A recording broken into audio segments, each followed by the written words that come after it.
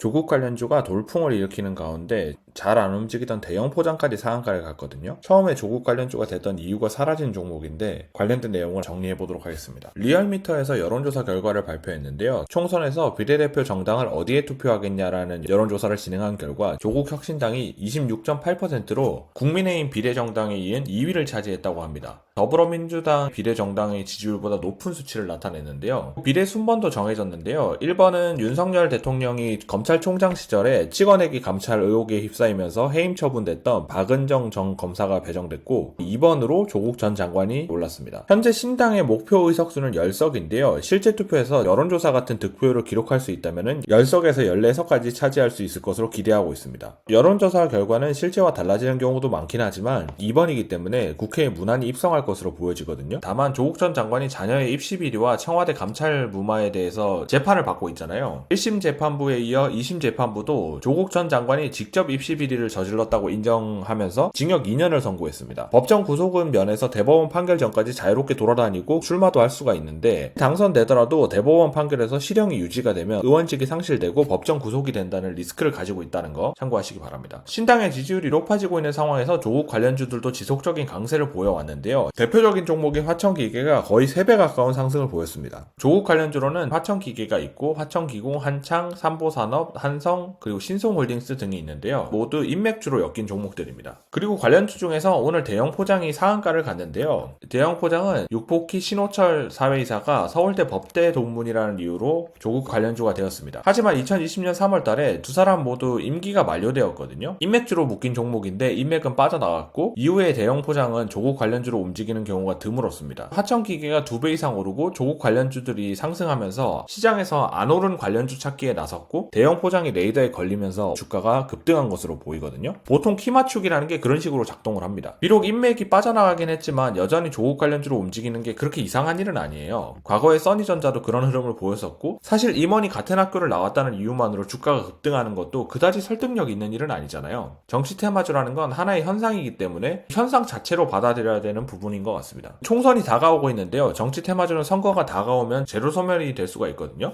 적당한 시점에서 매매를 멈추는 게 좋다고 생각하는데 아직은 괜찮아 보이지만 4월에 접어들 때는 정리를 해야 되지 않을까 싶습니다.